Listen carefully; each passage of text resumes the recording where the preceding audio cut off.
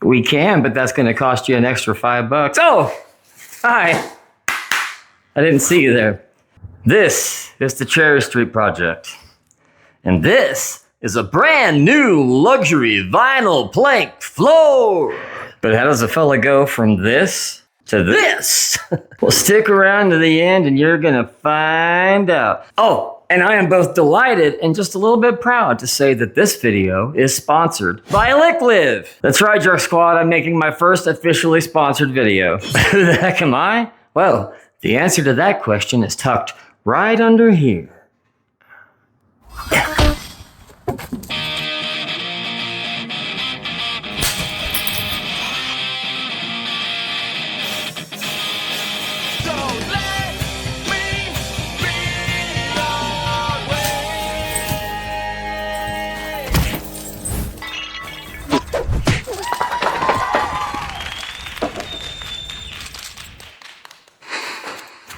Superhero landing, and I busted my pants. Something else that's really important is making sure that the floor is thoroughly clean. Normally I would go through and sweep 2, if not 3 times, and then use a vacuum on the floor as well, but I don't have my vacuum with me today, so we're just gonna sweep twice, and I'm only gonna show you once. Let's go!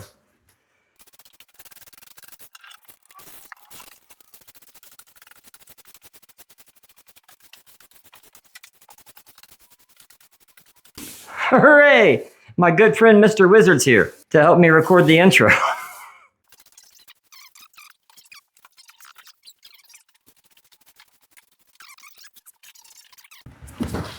That's something else you gotta look out for, these little boogers. See, when we were drywalling in here, we dropped a little bit of mud on the ground. You'll have this a lot because usually if you're doing a floor, there's been some other work too. So just make sure you go around, check your floor. Now, we're fortunate because this is a brand new subfloor that I installed myself. Now, if we were like taking up carpet to lay this floor down, this would be a much more laborious process because you're going to have nails, staples, stuff like that to get pulled up too. Luckily, this is brand new, so all we have to worry about is our own stinking mess.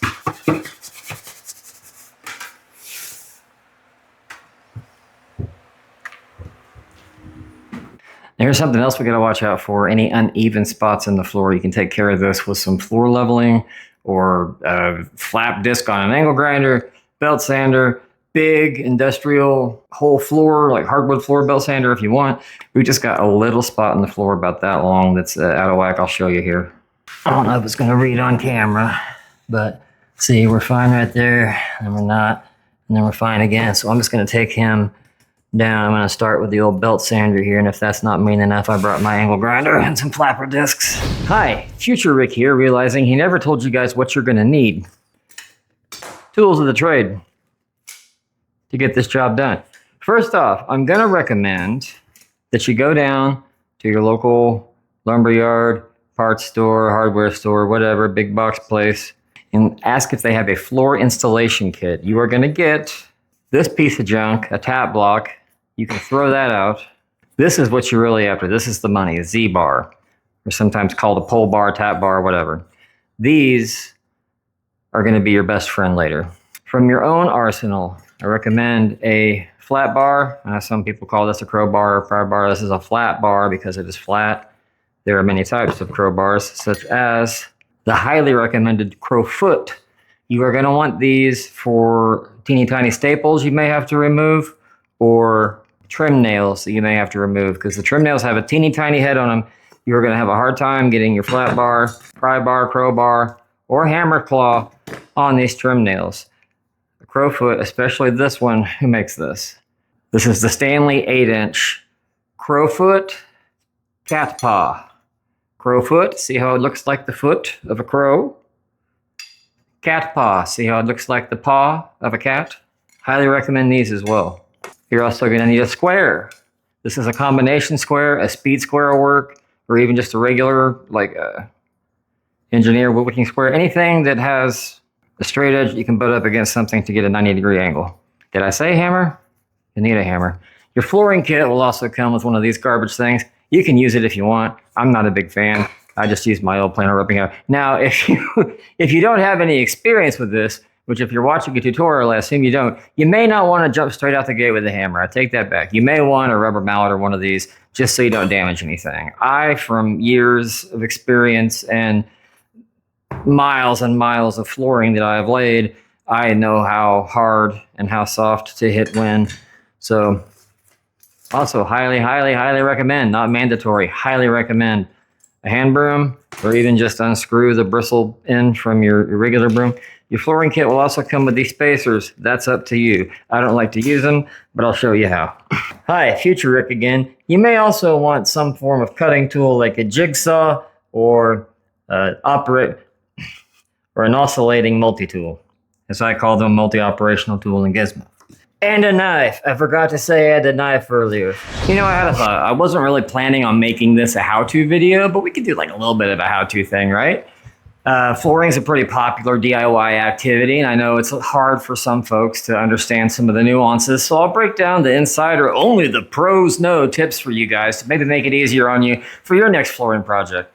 Now, the first step is arguably one of the hardest, and that's getting the right amount of flooring when you order. So we start there by getting the square footage of our floor space. And for that, you'll need a tape measure, just like this one. You know, I've had this tape for a long time. It's getting a little beat up. It's not that accurate. Milwaukee never sponsors my videos.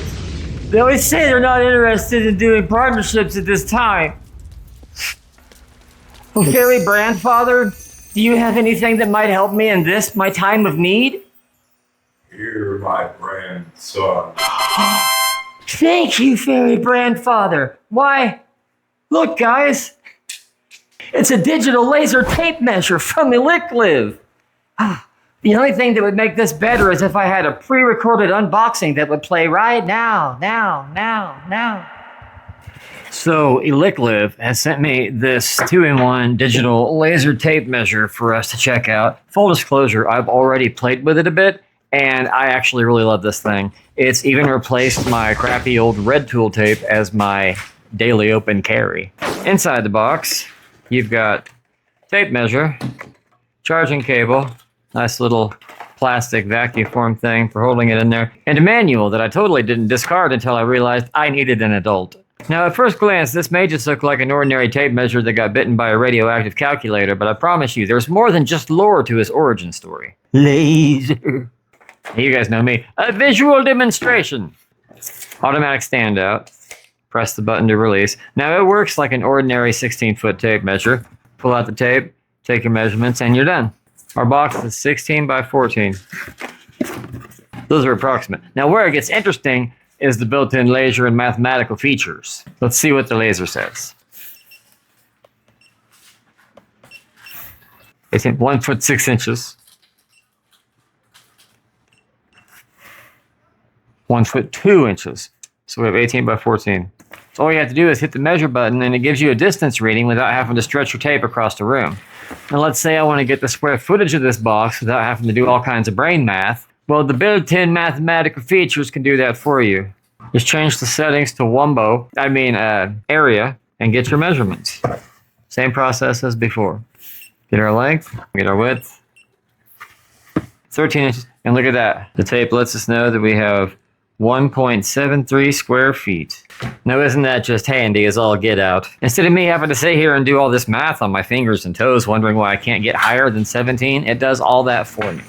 Now, it can also do volume calculations, continuous measurements, add and subtract measurements, and enough geometry that somewhere my high school math teacher is definitely disappointed in me. It's rechargeable, compact enough to throw in your tool pouch, and honestly pretty handy for measuring materials, rooms, or any other project where you're constantly bouncing back and forth between a tape measure and a calculator. If you'd like to check it out, there will be a link down in the description, along with a discount code that will get you 25% off until it expires. So thank you, Elikliv, for sponsoring this video by sending us a free tape measure to try out. We love it. So much so that, man, I really wish I had a pre-recorded project that I could be using it on that I could cut back to right now. So, now that we know how this beautiful, sweet baby works, we're going to get our measurements. Since there is no door or wall there, it's just you guys, I'm going to come stick it on you and we'll measure from the camera. So, press once to activate the laser. And then press again to get your measurement. And just that quick, boom, check it. 8 feet, 9 inches, east to west. So now we're going to measure north and south. Push once to activate laser. Fire!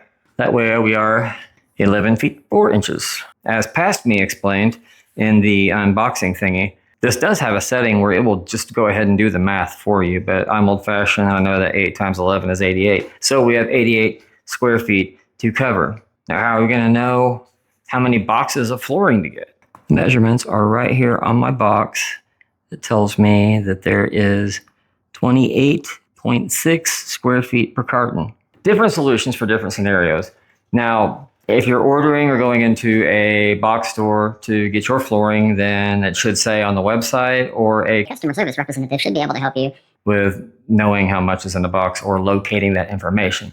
Now, in my case, I'm coming into a job where another contractor had already begun the work and then left before it was finished. So I need to know if I have enough of his leftover flooring to cover this bathroom. So the magic number is 88 square feet. I like to add 15 to 20% more than required. So let's just say 90. We need about 90 square feet to account for cuts and drops. So let's find out how much I have. And I'm finding out with you guys in real time because I haven't measured this or done this math yet. So let's see if we're screwed or not. In my case, I go to my carton, and if you look on the side here, square feet per carton, 28.6. Now here's where things get sketchy. I did the math. With my cartons, I have 85 square feet, 85.8 square feet of new pieces of flooring. And we need, according to our calculations, exactly 88 square feet to cover the floor. Now there's going to be scraps, there's going to be pieces we cut off, so that's going to diminish our actual total. We're really going to have more like probably, we'll say 79 or 80 square feet of flooring after our trash is figured up. But I've also got 3 loose planks that were left over. So as long as they're in good condition, did the math on those, that gives me an additional 2.5 square feet. So if you're following along with this ridiculousness, we have exactly 88 and some change square feet of flooring, some of it potentially damaged and unusable. So we need 88 square feet and we have exactly 88 square feet. So what are we going to do? Are we going to order a whole new box? Maybe if we need it, but I don't think we will, because if you'll recall, we measured over the tub, which is about not quite 3 by 5, 15 square feet total. So I think we're going to be just fine.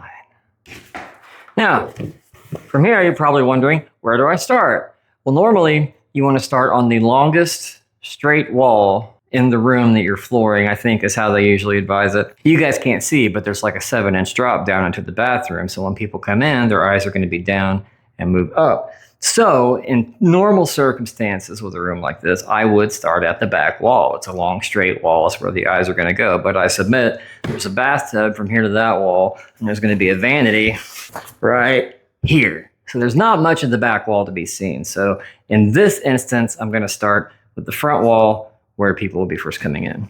I also recommend that you or you have a helper go ahead and start laying planks out. Make sure they're facing the right direction too. As you progress, so you don't have to get up, get down. It'll be a lot easier on your knees and your back than having to get up and down and grab flooring or have somebody hand them to you. But in this case, since it's such a small room, I've just got a box behind me that I'll be able to reach around and grab parts of. Shh, perverts. Phrasing, boom! Inappropriate. Are we still doing phrasing? This is how we get ass. This is how we get ass. Sorry, I probably already mentioned in the video, Mr. Wizard's here, that we're having us a good chuckle in the yuck yuck. This is up for debate in some cases, but you've got a tongue side and a groove side of your flooring. I consider this, like as I'm putting the flooring in, I find it easier to put the tongue into the groove and lock it in that way, and then try to slide the groove around the tongue. I know a couple guys that insist on doing it the other way. But so that's what you want to think about. So when you start any floor, you're actually going to be starting backwards, or you want to start backwards so that after you get 3 or 4 runs in, you can turn around, start flooring the normal way. So we're going to be starting like this, but the goal is to get to where we're installing like this for ease and comfort and ergonomics and manufacturer recommendations. All right, so you want to make sure that your starting wall is straight, and if not, you'll have to compensate for that. But lucky for us, this one is definitely a cis male. Go places. I started to say, get your box of floor out of the way that you left there like a dingus. I was about to say, grab your old crappy tape measure and do one of these to measure the floor. But then I remembered. We've got a new fancy digital laser tape measure from Elikliv. So pick 2 points. Since we have the tub in the way, we can't really do the whole room. But on your starting wall, pick 2 points at either end to measure. Not pick 2 points, go to either end and measure. Remember with the Elikliv, you beep once to activate the laser, beep twice to get your number. 8 foot 1 1/8.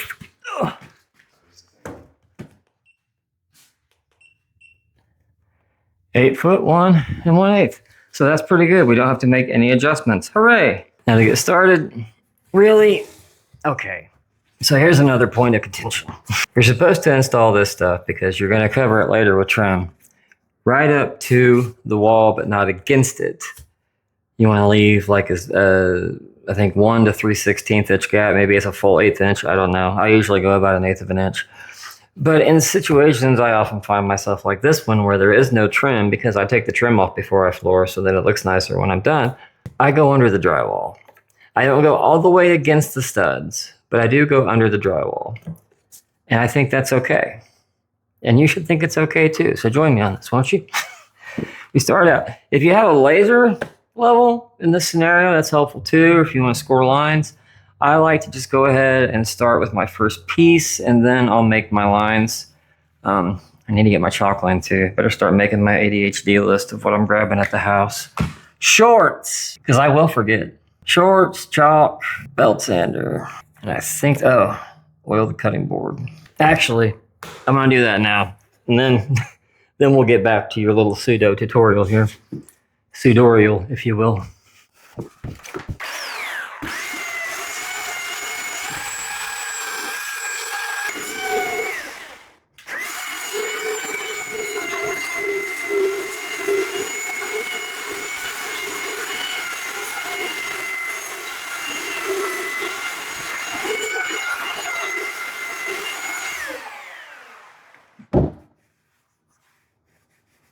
All right, I think that took care of it. I know I said I was only going to film me sweeping once, but here we are. I figured I could multitask and explain to you guys why this is so important. Now, obviously, with the uneven floor, you're going to have problems. Your flooring can come disconnected, or it'll pop, crack. It can even become damaged. But why the OCD sweeping? Why sweep 3-4 times, Rick, and vacuum, and keep sweeping continuously throughout the project? Well, because, dear friends, are you familiar with the tale of the princess and the pea? Spoiled little bougie brat could feel a pea under so many mattresses stacked high. Well, it's kind of like that, only IRL. If you have the smallest stone or pebble underneath your flooring, one, the system isn't going to work like it's supposed to because it's designed to be on a flat, even surface. Number two, you're going to feel it.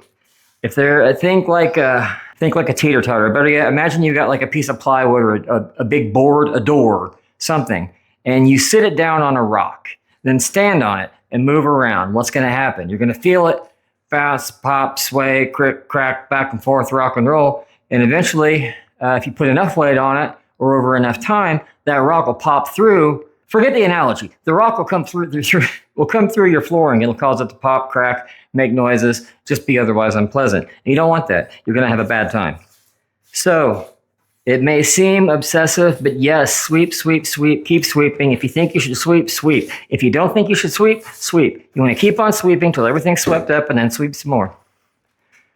And yes, I even go so far as to recommend keeping a handbroom on you. This is my flooring bag, right? All my flooring tools in it. Liquids right on top, chow. Along with the foot covers that I never use. But you're going to want to keep that handy too. I promise you. Trust me. You'll thank me later. So, as we discussed prior to me changing my shorts, we have our first piece installed. But now what do? I'm going to tell you. You grab your next piece. Take it. Now, rather than having it face the same way that the piece you're installing is, turn it around so it's backwards. All right? Place it where you want against your other wall, just a bit off.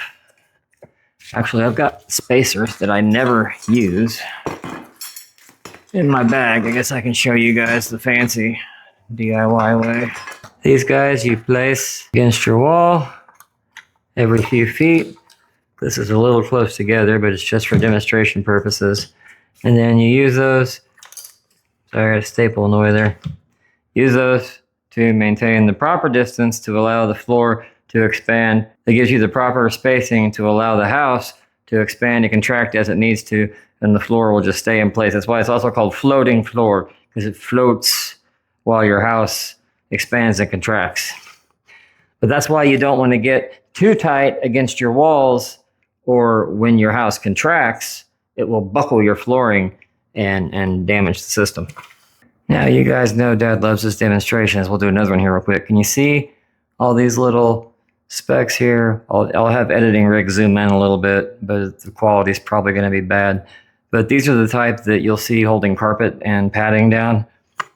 This is where one of the areas that your crowfoot's going to come in handy. Just get one toe of it up underneath that staple, because that's all you're going to get in there.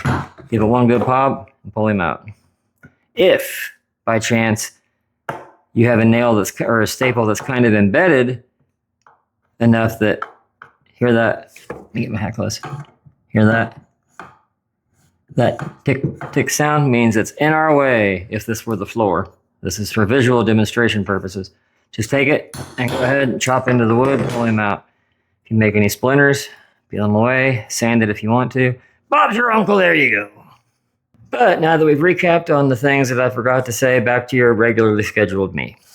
So the maneuver is, you take your, now that you've got your first piece of flooring in place, take your second one, turn it around the wrong way, and place it up against your first piece and slide it to where you want it against the wall. Not all the way against the wall, with proper spacing, of course. Once you have it spaced where you want, take your square. This is why I like a combination square for this. Readjust you guys a little bit. This is why I like a combo square, especially this one. The is it a Cray? I don't know what brand it is.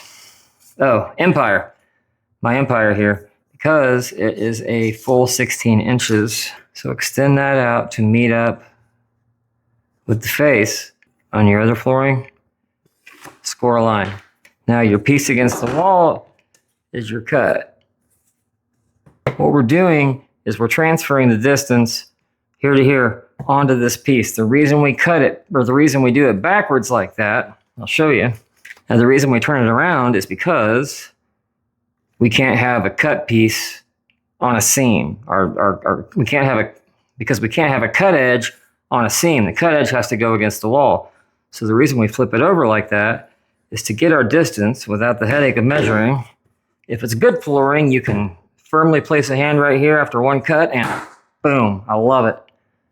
Mohawk is a great, great brand. See, now we flipped it around back to the right way. Our cut side is against the wall, and look at that. Perfect, all right? So these first few runs are gonna be kind of loosey-goosey. You're gonna be fighting with them wanting to bend on you and come out a square. Take your piece.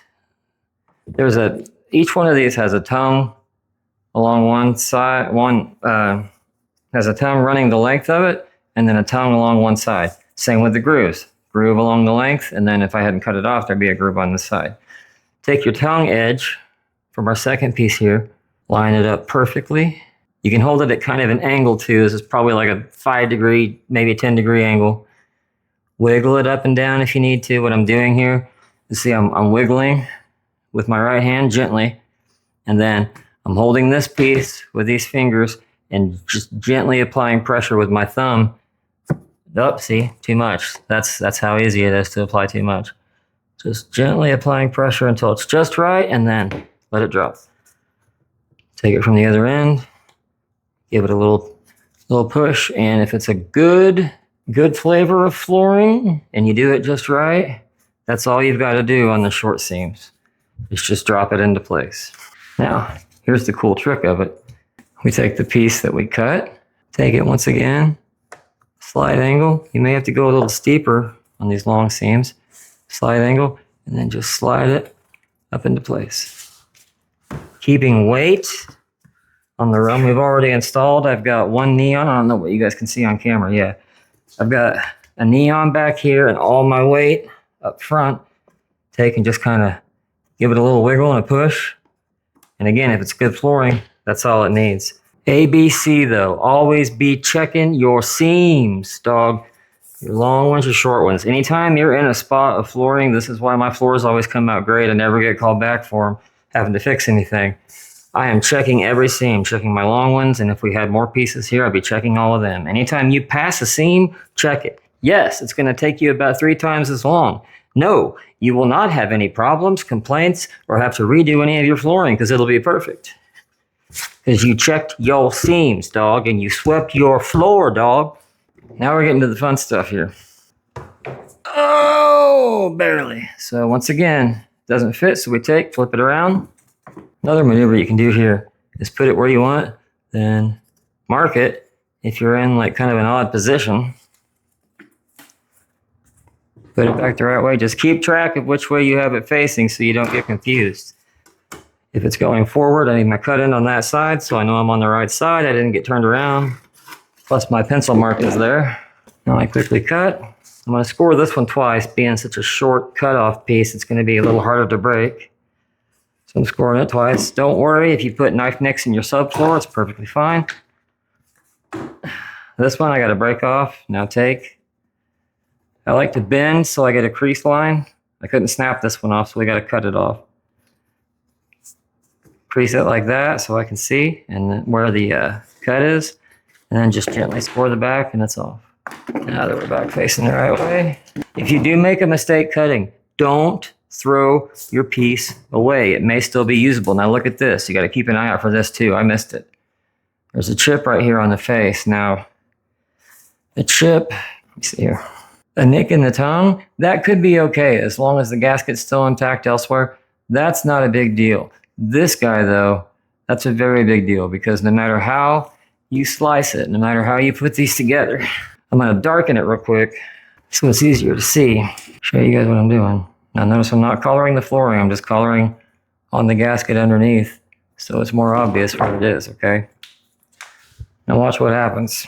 If I take a piece, say, oh, it's just a little booger. We'll never know. No one will ever see it or say a thing. I did the wrong part, I got to do.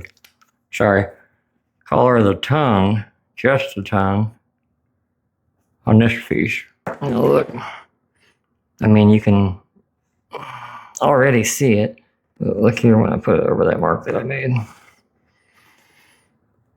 Sore thumb, right? You don't want that. So this one we're going to set aside. If it still had the gasket on this end, the groove on this end, we'd be able to use it. But because I already cut it, everything from that mark over is waste.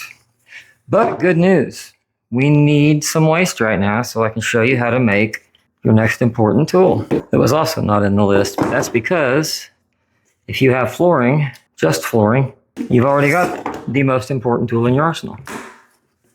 All right, so that is a piece for this side. What I do with my cuts, think of it this way. If your flooring is facing the right way, right? If it's cut on this side, go put it on that wall.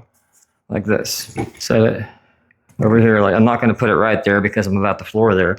But take it to this side of the room somewhere and set it. That way you know this is a cut piece that you can close your run on this wall with. You know this cut piece goes to this wall. If it was cut on the other side, if we were, say, like this piece this one we just did, facing the right way, if the cut's on this side, I'm going to go lean it on this wall. That way I know that piece will work for that side. Now this is junk now, but we can use it for a couple things. Okay, thing one. Doesn't have to be a pretty cut, just cut. Take it, cut it long ways. Save these. Now you have a tongue and a groove tap block. These replace this piece of junk that comes with your thing. Here's why I don't like them. Look at that. less than one use. I tried using it one time, like, oh, they make this tool just for this job. Maybe it'll work. It didn't. It tore up my flooring so bad because every brand and every model of flooring is a slight different thickness from another. So this isn't a universal thing. This will work for flooring that is as thick as this bottom piece, but anything thinner or thicker, it's going to damage. These are engineered exactly the same because they're the flooring that we're installing. So this tongue fits perfectly in this groove. So what you do is while you're installing, when you need to give a piece a little more suggestion, you now take that tongue and slide it into the groove on this piece. And you guys see how this is, it's not locked in all the way. Watch, I'm gonna put my weight on this back piece, slide the tongue into the groove, get them where they're on the same plane and good and straight, and just gently tap, tap-a-roo. There, and now look. We're good. Okay, I'm gonna take that out. So we can make our next tool. Now this again is not mandatory, it's just highly recommended. Once again, about the same, like a 1x1 square ratio, I mean. Cut, pop loose. Now this is trash, we're done with it. What's the point of this thing? Well, eventually we're gonna get to where this floor is mostly floor and very little subfloor showing. What I say, don't worry about gouging your subfloor. You can scratch this all day. It's underneath the floor, not a big deal. But once we've got flooring down and we've got a piece to cut, let's say my whole floor is covered now and I've only got a little bit of subfloor left, but I still got to cut this piece. Do you want to get up, walk all the way to the other room to do it? Or do you want to risk cutting and then scratching your brand new floor? No. So what you do is make your line, okay, and then place it on the scrap we just cut. I'm gonna put my knife up because I'm panning my mirror right now. Then you can cut along it, and when you get to the end, you're hitting your cutting board instead of your nice new floor. See, this is what I'm trying to say. Like that. So save this, that's gonna be your cutting board. So if you're keeping score, you should now have a tongue tab block, a groove tab block for when you gotta tap on the butt end, and you've now got a cutting board. Look at you, you're so industrious. I'm so proud. Come on, let's lay some floor. We're screwing around too much. I think we've got all the tutorial-y stuff out of the way now. I can get to just showing you how to do this. It's a little things. All right, let's do one more again. This time, properly checking our whole piece to see if there are any nicks or cuts. And just the face, remember, if our tongue or our groove has a little nick in it, go ahead and try it. It might still work. Something else to watch for too is these, let's see here. This other corner here, see how it's got like a dog ear cut out of it? Sometimes that piece doesn't come all the way off in the factory. It'll be loose here and it'll give you a hell. You'll be trying to figure out all day why your flooring won't work, why it's not going together right. Watch for that little piece of flash right there to be dangling. That could be your problem. Now see here, we've got a chip in the tongue here, but the face is okay. You've got to watch that still though, because if enough of this is chipped away underneath, like if there was more than that chipped away, then this could still, if someone stepped on it, it would crack. So sometimes it's best not to take chances, but I know, at least from experience, this piece is going to be fine. So I'm going to go ahead and install it. We're going to have to do our little backwards trick again. Oh, gosh. Let's go to the edge of his neighbor piece. I love the color on this. They picked a great shade. What's it called? Color number 924 is all it says. It doesn't tell me the actual. They usually name stuff like that. Arctic Wolf or some crap. All right, I lost me knife. There we go. So, score it. Like I said, the short pieces like that, you may have to do a couple times. Oh, this came off. That's fine. Now we're going to do the same thing we did before, but now we've got another run behind us to compete with. So how are you going to get this into that groove and that groove? I'll show you. Take your piece just like we did before, hold it at a slight angle, and now Gently push it forward until it makes contact with that last piece, and then lay it down. Oh, swung and missed. And lay it down.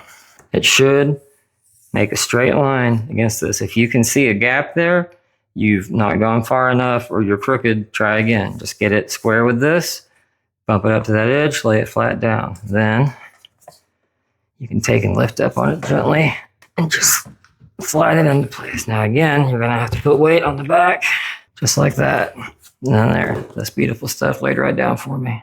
Sorry guys, it's really hard to film by myself and get you good angles without doing the whole thing on wide angle. So, why not? What do we do with our cut piece from the other end? We start this side with it. Although I don't think we're going to be able to do that with this one because I'm going to need a full piece. Look at that, we're going to extend past this wall. So I'm going to have to get a full piece, show you how we do that. Time to open a box. Now, you could get into the hype and go out and get you one of these fancy things and do it. Oh, boy. Do it that way. I submit that's not going to help us in this situation. I only use these things. I don't know what they're called. Saker was the first brand I saw making them. But got served plenty of ads on Facebook. But the only time I will use these is if I have like a fireplace or something to go around and there's stone or something with some really odd, irregular shapes, or like, you know, if something came out at a weird angle like that, then they're helpful. If you're in just a square room that just has square walls and square doors and square floors, these things are completely unnecessary. And think cause a bigger headache than be of any help. The real maneuver here is we need two numbers. We need to know the distance from the edge of the face, not the tongue or the groove, not the gasket down here, the actual face of the flooring and this wall. And then I need to know the width of the wall. Here's the great thing about working on fresh subfloor. You got you a little notepad everywhere you go, especially if you have your handy dandy Rick's Jerk of all trades pencil that your wife made me. My wife made me. So we go on top of the groove to the face of the flooring, and we get right at 5 inches. I'm going to add an 1/8 to that. Then we come over here and measure our width. You can go drywall to drywall. I'm going to go just inside of it because I know I can go under it.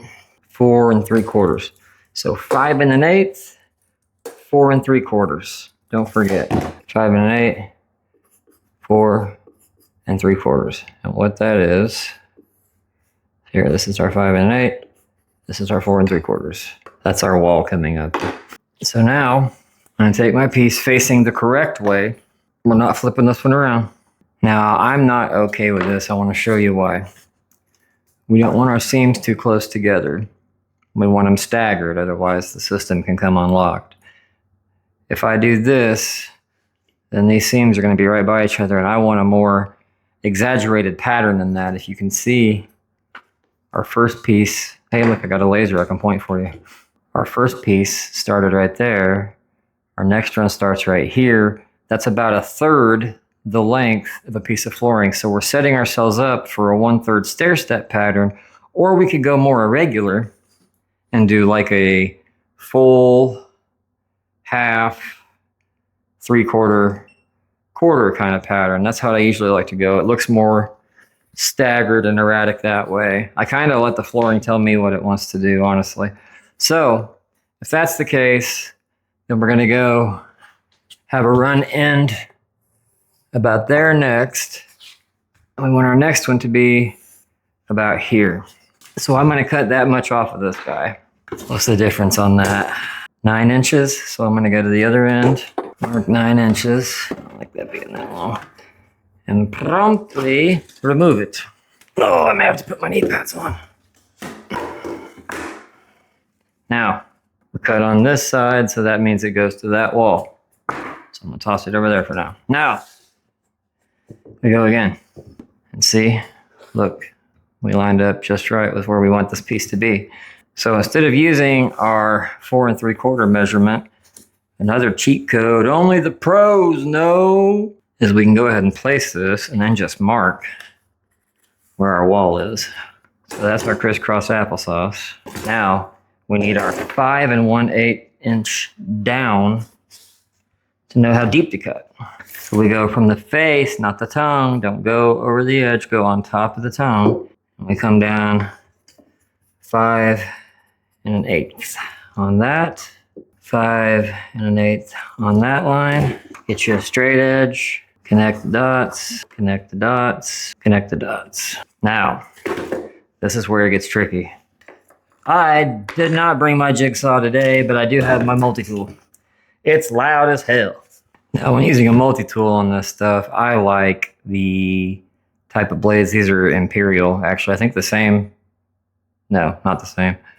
These are the Imperial blades. It's easier to make detailed cuts with. I'll move this over to the box to hopefully contain a little bit of the mess. We did just sweep 5 times after all. Now I'm going to try to cut that out.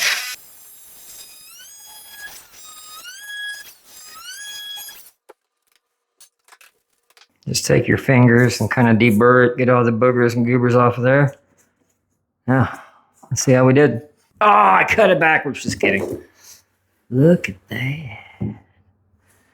Almost perfecto. Oh. Watch for waste getting in your grooves. You will not get your groove back. Okay, we're in. Something else you can do. I want this to scooch over just a little bit and close that gap where I can see subfloor. I want it just under the edge of the drywall. We have the groove side exposed over here, so I need my tongue tap block. And then just, I don't know if you guys can see that gap down there, just a gentle little, I mean real gentle, when you're going laterally like this, parallel to each other. If it's mohawk, it's going to glide like butter. Now, but how does my far wall look? Ka-chow. Lovely. That is an acceptable gap. Now, how do you know what an acceptable gap is? I tell you, you're going to have trim on here, so get you a scrap piece of trim, such as this, and then you take it and set it over your flooring and see if it covers. If it does, you're good. Same down here. Covers, so we're good. We'll get to that in a minute. Back over here. Get yourself in the habit of every time you get ready to start another run, take your hand broom or get your buddy that's helping you, if you got one, and have them just run along with the floor broom. Little pro tip, start on the flooring and sweep away. So if there's any boogers or goobers in the gasket or the groove, you'll grab them along your way. That's a piece for over here. You guys think I'm goofy with all this sweeping stuff, but I'll show you here in a minute how much dust we either missed or have created since starting this, especially when you get to cutting on pieces like we just did. Make some big ol' honking messes. Now we should be able to display a clean piece. So, just as before, get him in there, slide him up to the edge. Ah, dang it. Slide him up to the edge and drop him. This is what you're looking for. Nice, even spacing all the way down, see? Putting weight on the back. This is honestly the most helpful. If you've got a helper, the most helpful thing they can do for you is stand on these first couple runs while you're doing them to put their full weight on them. Now look, we got another boogered piece down here that I missed. Dang it. This stuff is beat up, man. Pop right back into place. Love mohawk. All right, that's gonna have to be a cut piece over here eventually. It's all right. Like I said, if you find messed up pieces, don't throw them away because you may yet be able to use them. More often than not, you'll still be able to use a messed up piece because it's only gonna be messed up on one side or even in just one little spot. So the rest of it should be fine. Get them in.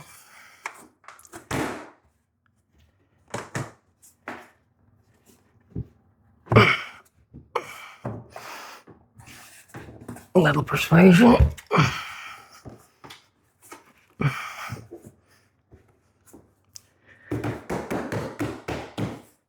That one laid down too. This might be one of them no bang installs. Get your minds out of the gutter.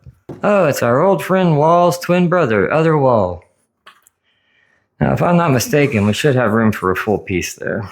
Just barely. Oh man, that's going to be a pain to cut over there. All right, so Back in our measure mode, I come up to this wall as close as I can, mark my points, that side, this side. Over here, our drywall's all the way on the ground, so we will have to go outside of it. Now, we need that number again. It should be right around 5 1/8 like the other side was. Let's see, 5 1/4 this time. We may even go 5/8, or 3/8, I mean. Yeah, let's go 5 3/8. So, from the face of the flooring, check one more time to be sure. Nothing wrong with measuring a few times. Yeah, that is closer to 5 actually. So let's go. I got drywall over here. We'll go 5 1/4. 5 1/4. 5 1/4. I can barely see that on this dark gray stuff. Beautiful flooring. Hard to see on. And we connect the dots. And connect the dots. I'll just sweep up on this one.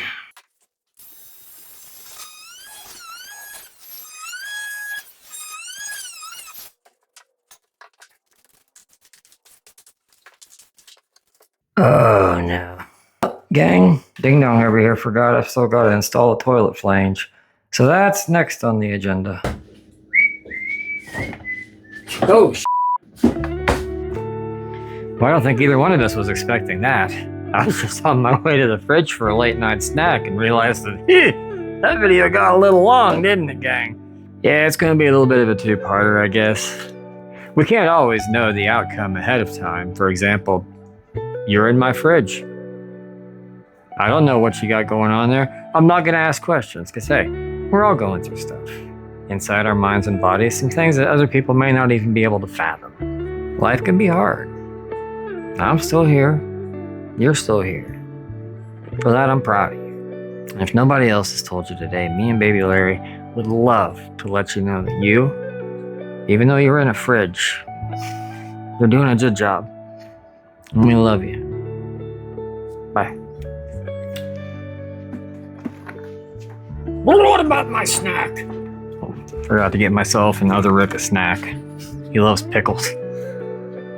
I'm gonna make sure they're kosher. You're drunk, Daddy. Thank you, baby.